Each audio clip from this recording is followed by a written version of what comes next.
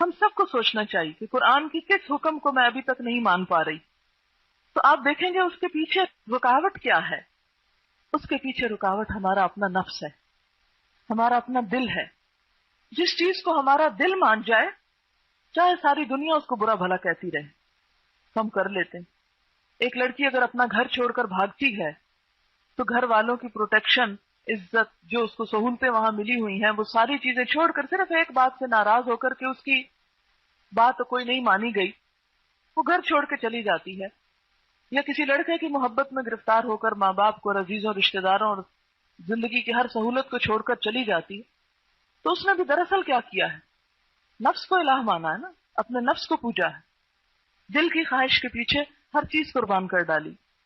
تو اسی طرح کوئی بھی ایسا کام کہ جو کتاب اللہ سے ٹکراتا ہو، تو اس میں بھی ہم دیکھیں گے کہ ہم عمل اسی وقت چھوڑتے ہیں جہاں ہماری مرضی کے خلاف ہو رہی ہو. کو بات معاشرے کے خلاف ہم اس پہ بھی سٹینڈ لے لیتے ہیں، اپنے والدین کے خلاف اس کو بھی چھوڑ دیتے ہیں.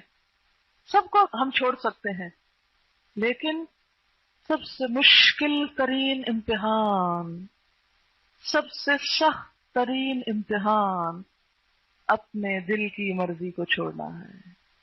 سب سے سخت بات.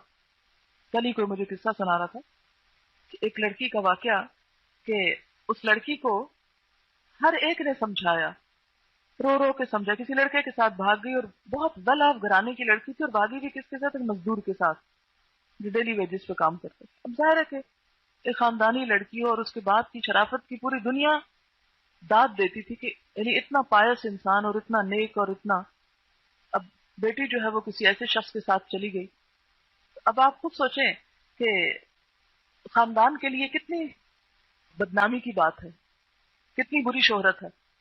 دادی گئی، نانی گئی، ماں گئی، دوست، عزیز، رشتہ دار، ہر ایک نے سمجھایا، لیکن لڑکی نہیں مانی.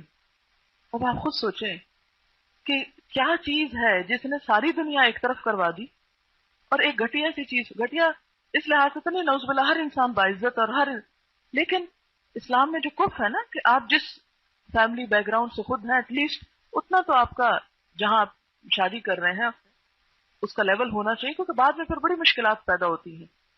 اگر وہ لیول ایک نہ ہو، ذرا نیچے کا لیول ہو، تو عموماً لڑکی اس کو اڈاپٹ نہیں کر پاتی. لیکن کسی کی نہیں سنی، جیل میں رہی، ماریں کھائیں، ہاسپٹل پہنچی، ہر کام ہوا، لیکن جو دل کی بات ہے اس کو نہیں چھوڑا. تو اب آپ دیکھیں، ماں باپ چھوڑ سکتا ہے انسان، چھوڑ دیے. سب رشتہ دار چھوڑ دیے، ماں باپ کی عزت قربان کی، اپنا گھر، اپنا مال و دولت، ہر چیز قربان کی، لیکن ایک دل کی مرضی پہ چل کے ایک چیز کو جو اختیار کیا تو اس سے نہ ہٹی. تو اسی لیے دل کی خواہش جو ہے، اس کے خلاف کوئی کام کرنا دنیا کا سب سے مشکل ترین کام ہوتا ہے. اور جو شخص اس میں کامیاب ہو جائے، اپنے نفس کے خلاف چلنے میں کامیاب ہو جائے، اپنے دل کی مرضی کے خلاف چل سکے، وہی دراصل کامیاب انسان ہے.